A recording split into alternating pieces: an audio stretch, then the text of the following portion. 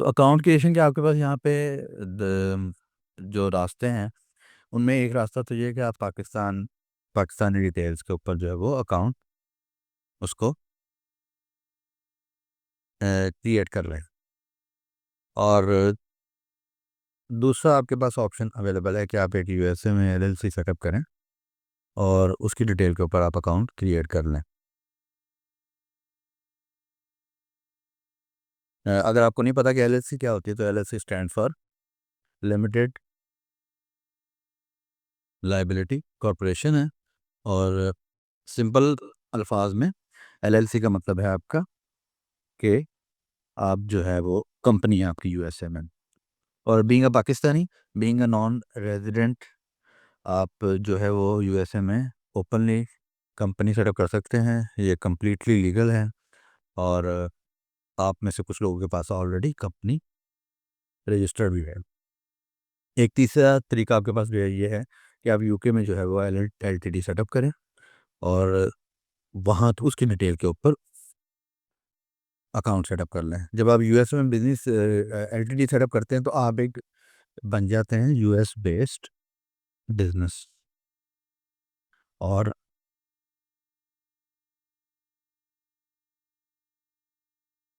Similarly जब आप UK में एलटीडी सेटअप करते हैं तो आप बन जाते हैं यूके बेस्ड बिजनेस। इसको हम स्टार्ट करते हैं यहाँ से पाकिस्तानी डिटेल को।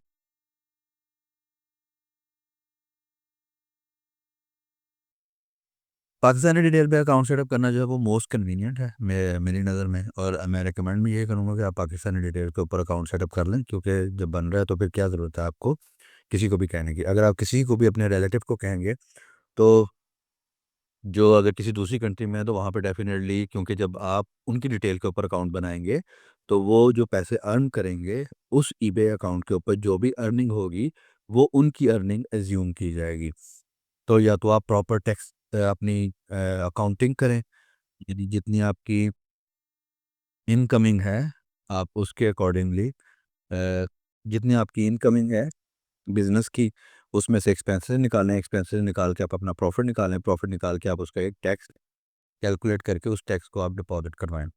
तो अ, अगर आपके बहुत क्लोज रिलेटिव हैं तो उसमें तो आपको शायद प्रॉब्लम नहीं आएगी। लेकिन अगर आपके कोई डिस्टेंस रिलेशन है तो इन दैट केस आपको जो है ना वो शायद उनको एक्सप्लेन करने में या उनको ऑन बोर्ड करने में थोड़ी सी आपको दुश्वारी का सामना करना पड़े। अगर आप पार्टनरशिप प्रपोज कर सकें तो वो एक अच्छी ऑप्शन है आपके लिए।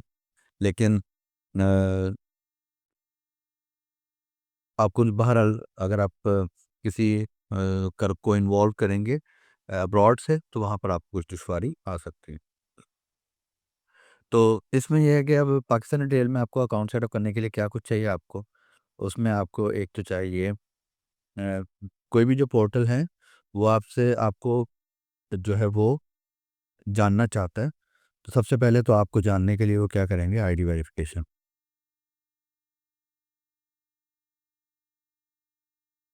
आईडी वेरिफिकेशन जो है वो आपका सीएनएसी होगा या पासपोर्ट होगा, वो पासपोर्ट आप सबमिट करेंगे और आपकी आईडी वेरिफिकेशन उस डॉक्यूमेंट से हो जाएगी। दूसरी चीज़ उनको चाहिए एड्रेस वेरिफिकेशन। तो एड्रेस वेरिफिकेशन में वो आपका जो है बैंक स्टेटमेंट है, बैंक है यहाँ क्रेडिट कार्ड स्टेटमेंट आपकी जो है वो यूज़ हो जाएगी। कुछ केसेस में आपसे जो है वो जो आपकी यूटिलिटी है, जैसे आपकी गैस हो गई या इलेक्ट्रिसिटी हो गई, उनके डॉक्यूमेंट भी आपसे रिक्वायर कर लेते हैं। तो उसके बाद आपका है कि आपको एक चाहिए charge method. Charge method basically क्या है कि ओवर द टाइम जब आप ईबे पे काम करेंगे तो वैसे तो ईबे या कोई भी मार्केट प्लेस उन्होंने अपना जो सिस्टम है वो इस तरह से डिज़ाइन कर रखा होता है कि कभी भी उनके पैसे जो हैं वो आप पर ड्यू नहीं रहते। वो एक तो अकाउंट पे कुछ रिजर्व रखते हैं, दूसरा वो आपका जो फंड्स हैं कुछ अरसे के लिए होल्ड करते हैं। ईबे में भी जब आप पहला अपना आपका ऑर्डर आएगा तो वो फौरी तौर पे आपको पैसे नहीं देंगे, आपको होल्ड पे रखेंगे। जो कि मैंने आपको पिछले लेक्चर में दिखाया भी था कि मैंने आपको एक अकाउंट दिखाया था, उसमें फंड जो थे वो होल्ड पे थे। लेकिन उसके बावजूद भी कुछ केसेस ऐसे हो सकते हैं कि जिसमें ईबे को आपसे कुछ चार्जेस कलेक्ट करने हो। तो उस सिचुएशन के लिए ईबे आपसे एक चार्ज मेथड लेगा, और ये जो चार्ज मेथड है ये आपका एक डेबिट या क्रेडिट कार्ड होगा। तो फ़र्ज़ करें कि आपको ईबे को कोई भी चार्जेस देने हैं, आपका अकाउंट इस टाइम माइनस में है, तो ईबे अपना जो है वो चार्जेस लेने के लिए जो भी आप डेबिट या क्रेडिट कार्ड सिस्टम में एंटर करेंगे, उसको यूज़ करते हुए आपके चार्जेस जो है वो डिडक्ट कर लेगा। अच्छा, अब यहाँ पे ये सिचुएशन है कि जब आप पाकिस्तानी डिटेल के ऊपर अकाउंट बनाएँगे, तो जो आपके पाकिस्तानी डेबिट या क्रेडिट कार्ड होंगे, वो मोस्ट प्रोबेबली पीकेआर में होंगे, डॉलर्स में नहीं होंगे। लेकिन जब आप ईबे को फ़ी पे करेंगे, तो वो फ़ी आपको जो है वो पे करना होगी डॉलर्स में। तो शायद आपको आप में से कुछ लोगों को अंदाज़ा हो कि एज़ ऑफ़ नाउ जो पाकिस्तान में डॉलर का रेट है वो आर्टिफ़िशियली कंट्रोल्ड है। आपकी जो इनवर्ड ट्रांज़ैक्शन है वो अराउंड 278 के जाते हैं, और जो आपकी आउटवर्ड ट्रांज़ैक्शन है वो आपको थोड़ा-सा उनमें ज़्यादा जो है वो फ़ीसेस जो हैं वो आपको लग जाती हैं। तो इसमें आप क्या कर सकते हैं, इसमें मैं आपको एक सॉल्यूशन बताता हूँ, आप उसको यूज़ कर लीजिएगा जब आप उसकी तरफ आएँगे। तो एक छोटा-सा रिकैप मैं आपको चार्ज मेथड का दे देता हूँ। तो चार्ज मेथड बेसिकली वो तरीक़ाकार है जिसके ज़रिए ईबे आपसे अपने चार्जेज़ डिडक्ट करेगा अगर कोई चार्जेज़ होंगे। वैसे तो ईबे के जितने भी चार्जेज़ बनेंगे, वो ईबे आपसे सेल्स पर ही लेगा। लेकिन बाज़ औक़ात ये होता है कि आपने फ़र्ज़ करें फंड्स अपने विथड्रॉ कर लिए, कोई रिटर्न रिक्वेस्ट आई, और उस रिटर्न रिक्वेस्ट की वजह से आपका अकाउंट चला गया नेगेटिव में। तो कस्टमर को रिटर्न करने के लिए फिर ईबे आपसे जो है वो क्या करेगा, एक जो मेथड उसने ले रखा होगा, एक कार्ड या डेबिट कार्ड उसने सेव करवाया होगा अपने सिस्टम में, उसको यूटिलाइज़ करेगा और कस्टमर को रिटर्न कर देगा, सॉरी रिफंड कर देगा। तो चार्ज मेथड एक क्रेडिट या डेबिट कार्ड होगा। उसके बाद आपको ईबे को क्या बताना है, deposit method. Deposit method basically वो मेथड है जिसके ज़रिए ईबे आपको पे करेगा। जो भी आपकी अर्निंग होगी, वो यहाँ पर पे की जाएँगी। और ईबे का और पेयोनियर का शेक हैंड है। आप इससे पहले जो ईबे पे सेल करने के लिए हमें पेपॉल अकाउंट की ज़रूरत होती थी, लेकिन अभी आपको ईबे पे सेल करने के लिए पेपॉल अकाउंट की ज़रूरत नहीं है। आप अपना एक पेयोनियर अकाउंट बनाएँ और मेक श्योर करें कि पेयोनियर अकाउंट की जो पेयोनियर अकाउंट की ओनरशिप है और जो आपके ईबे अकाउंट की ओनरशिप है वो मैच करती हो। और उसके बाद जब आप अपने अकाउंट को डिपॉज़िट मेथड को लिंक करेंगे, तो जो भी आपकी अर्निंग होगी वो आपके पेयोनियर अकाउंट में आ जाएगी, और पेयोनियर अकाउंट से फिर आप अपने पाकिस्तानी बैंक में उसको विथड्रॉ कर सकते हैं।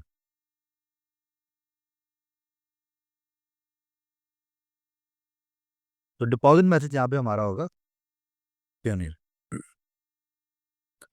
तो आप में से जो लोग पेयोनियर यूज़ कर चुके हैं उन्हें शायद अंदाज़ा हो कि पेयोनियर आपको एक फ़िज़िकल और एक वर्चुअल कार्ड देता है। ये जो फ़िज़िकल कार्ड है इसके ज़रिए आपकी जो भी अर्निंग होती है आप उसको किसी भी एटीएम मशीन से विथड्रॉ कर सकते हैं। तो करेंसी एक्सचेंज की वजह से और एटीएम स्विच चार्जेस जो भी हैं उनकी वजह से ये कोई इतना वायबल सॉल्यूशन नहीं है कि आप पेयोनियर से विथड्रॉ करने के लिए एटीएम कार्ड को यूज़ करें, लेकिन बहरहाल एक ऑप्शन आपके पास अवेलेबल है। इसके साथ आपको पेयोनियर एक वर्चुअल कार्ड भी देता है। वर्चुअल कार्ड वो समझ लें कि फिज़िकली आपके हाथ में नहीं होता, वो आपकी मशीन पे शो हो रहा होता है, और उसकी वही डिटेल होती है। कार्ड के जो 16 डिजिट होते हैं वो होता है, सीवीवी होगा, उसके साथ साथ कार्ड की एक्सपायरी होगी। तो वर्चुअल कार्ड का बेनिफिट ये है कि वर्चुअल कार्ड को यूज़ करते हुए आप ऑनलाइन परचेजिंग कर सकते हैं। तो आपके पास ये ऑप्शन अवेलेबल है कि जो पेयोनियर का वर्चुअल कार्ड है आप उसी को चार्ज मेथड के तौर पे लिस्ट कर दें। तो क्या होगा कि आपकी अर्निंग जो आएगी वो भी पेयोनियर में आएगी और वो डॉलर्स में होगी, और जो चार्जिंग होगी वो भी पेयोनियर से होगी और वो भी डॉलर होगी। तो आपको जो एक्सचेंज रेट की वजह से आएगा, चार्जेस ज़्यादा पड़ेंगे वो नहीं पड़ेंगे। अच्छा, ये तो रिक्वायरमेंट, ये तो हो गया आपकी रिक्वायरमेंट की बात। अब उसमें पाकिस्तानी डिटेल्स के ऊपर जब आपको अकाउंट बनाते हैं तो आपको एक प्रोसेस फॉलो करना पड़ता है। उसको वो प्रोसेस क्या होगा आपका, जो भी मार्केट प्लेस है, मार्केट प्लेस बेसिकली क्योंकि यहाँ मनी इन्वॉल्व होगी, वहाँ पे मार्केट प्लेस को थोड़ा सा जो है विजिलेंट होना पड़ेगा। तो मार्केट प्लेस आपसे आपको जानना चाहता है, मार्केट प्लेस आपको अपने मार्केट प्लेस की फुल एक्सेस देने से पहले वो चाहता है कि ये जो बस साहब हैं, इनकी इनका मुझे पता हो कि ये राइट टाइम पे शिफ्ट करते हैं, मुझे पता हो कि इनका एड्रेस पक्का है, इनका जो आईडी है वो प्रॉपर है। तो वो कस्टमर को जानना चाहता। तो होता ये है कि जब आप मार्केट प्लेस पे अकाउंट बनाते हैं और आप क्या करते हैं कि पहले दिन ही आपने अकाउंट बनाया, पहले दिन ही आपने उसको सेलिंग में कन्वर्ट किया, और उसके बाद आपने उसको सेलिंग में कन्वर्ट करने के बाद आपने आइटम भी लिस्ट कर दी। तो अमूमन इस तरह जब आप करते हैं तो आपका अकाउंट क्या होता है, वो सस्पेंड हो जाता है। तो सस्पेंशन से बचने के लिए हम एक प्रोसेस को फॉलो करते हैं। वो फॉलो प्रोसेस का वो प्रोसेस क्या होता है, आपको सबको आई बिलीव अंदाज़ा होगा, लेकिन अगर नहीं है तो मैं यहाँ पे आपको बता देता हूँ कि सबसे पहले तो आप एक नया क्रोम का जो प्रोफाइल है ना, उसको सेटअप कर लें। क्रोम जिनको नहीं पता, उनके लिए मैं बता देता हूँ कि क्रोम आपका ब्राउज़र है।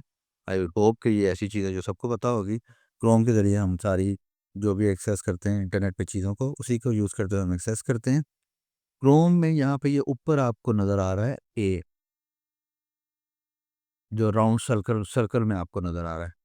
ये जो ए है ना, ये आपको यहाँ से आप क्या कर सकते हैं, यहाँ से आप मुख्तलिफ प्रोफाइल बना सकते हैं क्रोम के, और उनमें मुख्तलिफ चीज़ों को यूज़ कर सकते हैं।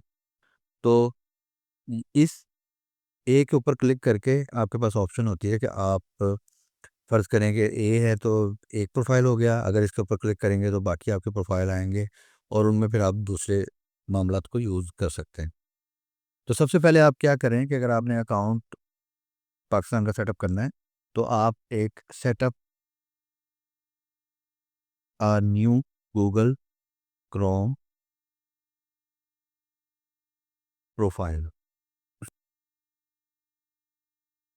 ये प्रोफाइल आप इस तरह से भी सेटअप कर सकते हैं कि अगर आप क्रोम को रन करेंगे, तो जब बिल्कुल शुरू में आप रन करते हैं तो वहाँ पर भी वो आपसे क्या करता है, वो आपको बताता है कि आप नया प्रोफाइल सेटअप करना चाह रहे हैं तो यहाँ से कर सकते हैं। तो मैं आपको यहाँ पे दिखा भी देता हूँ कि जो आपकी इसके आपके पास आता है, जब भी आप क्रोम को रन करेंगे तो आपके पास स्क्रीन में आएगा कि आप यहाँ से एक नया प्रोफाइल ऐड कर लें।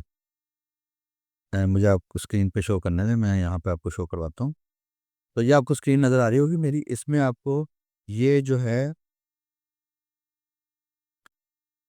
आपको नज़र आ रहा है कि यहाँ पे क्रोम आपको गेस्ट, जब भी आप क्रोम को यहाँ से रन करेंगे, ये इस आइकन के थ्रू, ये जो आपके पास डेस्कटॉप में है, तो आपके सामने ये विंडो आएगी, जो कि मैंने इसमें जो प्रोफाइल कुछ हाइड करने के लिए सामने यहाँ पे ये नोटपैड की फ़ाइल खोल रखी है।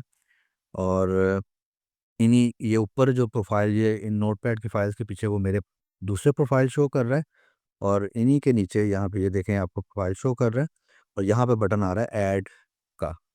अगर आप यहाँ से ऐड करेंगे तो यहाँ से ये देखें आपका एक नया प्रोफाइल जो है वो सेटअप होना शुरू हो जाएगा। तो आप क्रोम का एक नया प्रोफाइल सेटअप कर लें और उसको यूज़ करें। तो सबसे पहली चीज़ तो आपकी ये आ गई कि आप एक क्रोम का न्यू प्रोफाइल सेटअप कर लें अकाउंट सेटअप करने के लिए। सेकंड थिंग ये है कि आप जब अकाउंट सेटअप करें, तो अकाउंट सेटअप करने से पहले आप उसमें just browse the eBay, just do some random browsing. यानी रैंडम ब्राउज़िंग से क्या मुराद है मेरी, क्या आप eBay.com को ओपन करें, उसमें कुछ प्रोडक्ट सर्च करें, या अगर आप फ़र्ज़ करें अभी आपके पास रिसर्च का आइडिया है तो कुछ रिसर्च कर लें, प्राइसिंग वगैरह देख लें, इसके अलावा कुछ ना करें। ये आप समझ लें कि इसको आप 2 वीक्स के लिए कम से कम ब्राउजिंग कर लें। देन उसके बाद आप क्या करें, आफ्टर 2 वीक्स जो है ना, आप एक create a new email account, और ईमेल अकाउंट क्रिएट करके अब आप क्या करें, यहाँ पर आप करें setup buying account and buy something. By default जो आपका ईबे पे अकाउंट बनता है वो बायर अकाउंट बनता है। मैं आपको दिखा भी देता हूँ कि जो मैंने आपको कल भी केस दिखाया था उसमें जो हमारा अकाउंट था वो बेसिकली उसका जो इंटरफेस था वो बाइंग ही इंटरफेस था। सिर्फ जब भी हम उसमें सेलिंग में जाना चाह रहे थे तो सेलिंग में जाने के लिए हम क्या करते थे कि हम माई ईबे पे जाते थे, और माई ईबे पे जाके हम वहाँ पे सेलिंग में चले जाते थे। तो जैसे ये आपकी स्क्रीन पे आ रहा है अभी, ये आ गया आपकी स्क्रीन के ऊपर। यहाँ पे अभी ये जो अकाउंट है राइट नाउ ebay.com ओपन है, और ebay.com पे यहाँ पर अगर मैं कुछ लिखता हूँ तो आई कैन बाय। इस वक्त मैं कुछ सर्च करूँगा तो मैं एज ए बायर उसको सर्च कर रहा हूँ। अगर मैं अपने सेलर अकाउंट में जाना चाह रहा हूँ तो मुझे यहाँ से क्या करना होगा, सेलिंग में जाना होगा। ईबे का एक ही अकाउंट बाइंग के लिए यूज़ होगा और वही अकाउंट आपका जो है वो सेलिंग सेलिंग के लिए भी वही यूज़ होगा आपका। तो जैसे ही मैं यहाँ से आऊँगा और इसको करूँगा सेलिंग में, तो मेरा जो सेलिंग साइड होगी, सेलर हब जिसका मैंने कल आपको ओवरव्यू करवाया था, वो ओपन हो जाएगा। तो मैं यहाँ से आपको सेलर हब भी एक दफ़ा ओपन करके दिखा देता हूँ दोबारा कि वो आपके सामने कैसे आएगा। सेलिंग पे क्लिक करेंगे और सेलिंग पे क्लिक करके जो हमारे पास स्क्रीन आएगी वो लाइक दिस होगी। ठीक है जी। तो अगर सेलिंग पे जाना है तो सेलिंग में यहाँ से आ जाएंगे। अगर ईबे के लोगों के ऊपर क्लिक करेंगे या सिंपली यहाँ पे ebay.com करेंगे तो ईबे के अकाउंट में चले जाएंगे आप। ओके जी। ईमेल अकाउंट क्रिएट कर लेंगे आप, बाइंग अकाउंट क्रिएट कर लेंगे, और बाइंग अकाउंट करके बाय कर लेंगे। बाय इसमें हम कह लेते हैं बाय सम लो कॉस्ट आइटम। वो जो लो कॉस्ट आइटम है वो कोई ऐसी आइटम भी हो सकती है जिसकी आपको ज़रूरत है, वो कोई ऐसी आइटम भी, वो डिजिटल आइटम भी हो सकती है। जैसे अगर हम एक दफ़ा फिर ईबे पे चलते हैं और देखते हैं कि ईबे पे अगर हम यहाँ पे सर्च करें तो ईबे में लिस्टिंग्स आपकी होती हैं, लिस्टिंग टेम्पलेट होते हैं। जैसे यहाँ पर अगर मैं सर्च करता हूँ ईबे लिस्टिंग टेम्पलेट, और सर्च करके यहाँ पे इसको आ जाते हैं।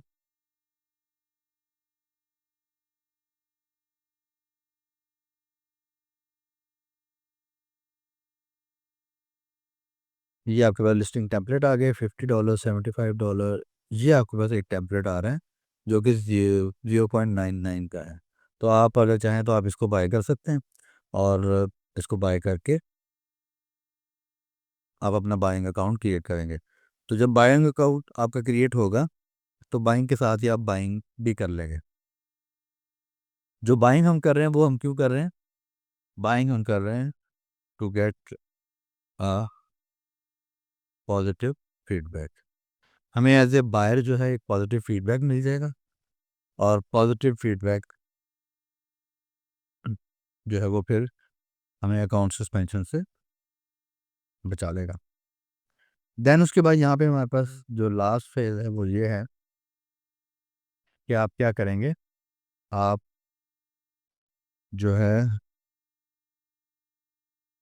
कह रहे हैं कि लाइक 2 वीक्स, आफ्टर 2 वीक्स जो है ना वो आप convert your buying account into selling. Selling में कन्वर्ट करने के लिए आपका क्या तरीकाकार होता है, आप जाते हैं सेलिंग में, वहाँ पर आपको ईबे कहेगा कि आप एक आइटम लिस्ट करें। वो आपसे पूरी एक आइटम लिस्ट करवाएगा। लिस्ट करवाने के बाद वो आपको जब आप करेंगे ना लिस्ट आइटम, तो लिस्ट आइटम के वक्त वो आपसे ईबे कनेक्ट करवाएगा, चार्ज मेथड लेगा, और चार्ज मेथड लेगा साथ ही आपसे जो है ना पेनियर अकाउंट कनेक्ट करवाएगा। और जब आप पेनियर अकाउंट को कनेक्ट करेंगे तो पेनियर आपसे कुछ वेरिफिकेशन करेगा। उस वेरिफिकेशन सक्सेसफुल होने के बाद आपका जो ईबे सेलिंग अकाउंट है वो बन जाएगा। At that time you are ready to list. ये कहते हैं नो नीड ऑफ VPS और VPS required for creation only. VPS required for creation only. अच्छा, ये अभी तक तो हमने अकाउंट को क्रिएशन को देख लिया कि कैसे करेंगे। तो एक चीज़ यहाँ पे हमें और भी समझनी है, शायद आपने वो नोटिस नहीं की, कि there are two types of eBay accounts.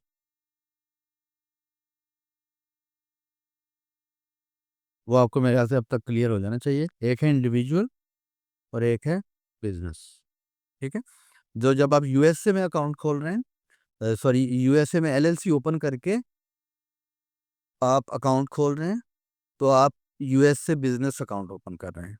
और जब आप यहाँ पे पाकिस्तानी अपना नाम यूज़ करके, अपनी इंफॉर्मेशन यूज़ करके अकाउंट सेटअप कर रहे हैं, तो आप इंडिविजुअल अकाउंट सेटअप कर रहे हैं। इसमें सेलिंग जो प्रिविलेजेस हैं उसमें कोई फ़र्क नहीं आएगा। सिर्फ ये अकाउंट टाइप है, आपको जो कि पता होनी चाहिए थी।